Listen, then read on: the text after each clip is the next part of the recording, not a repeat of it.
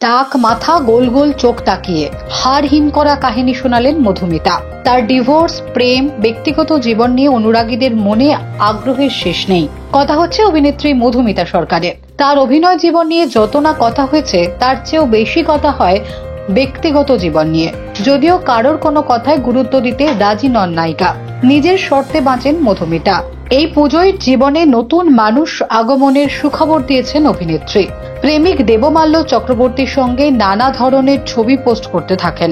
সাধারণত সমাজ মাধ্যমের পাতায় তারকাদের ছবি দেখলে সাধারণের মনে একটা ধারণা হয় তাদের জীবন যেন পারফেক্ট, কোনো স্ট্রাগল নেই, জীবন সবসময় মসৃণ যায়, তাদের সঙ্গে কোনো অস্বস্তিকর ঘটনা ঘটতে পারে না।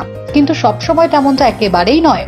অন্তত মধুমিতার কথা শুনে খানিকটা এমনই মনে হয়।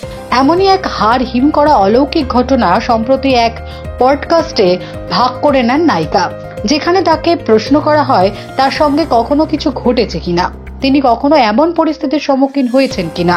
মধুমিতা বলেন, হ্যাঁ হয়েছে। সে এক অদ্ভুত অলৌকিক ঘটনা 2012 সালে ঘটেছিল আমার সঙ্গে। বাবার মামার বাড়ি গিয়েছিলাম, সেই প্রথম সেখানে যাওয়া আমার। বাবার সঙ্গে গিয়েছিলাম।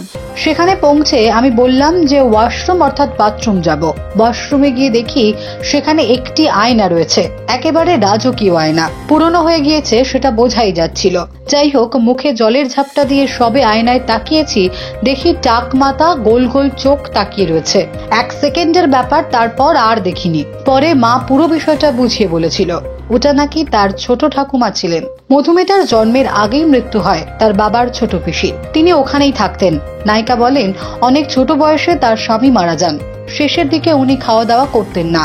এমনই একদিন কাজের লোকেরা খেয়াল করেনি যে উনি খাননি, তাই ওনার যখন মৃত্যু হয় কেউ জানতে পারেননি। 2-3 দিন পরে গন্ধ ছড়িয়ে পড়ার পরে সবাই বুঝতে পারে ঠাম্মা আর নেই। মধুমিতা জানিয়েছেন, ছোট ঠাকুমার মৃত্যুর পর তার ঘরটা ধোয়া হয়নি, তাই মাঝে মাঝে এমন অলৌকিক কাণ্ড ঘটতে থাকে। Bureau report, Durnibar Bangla news.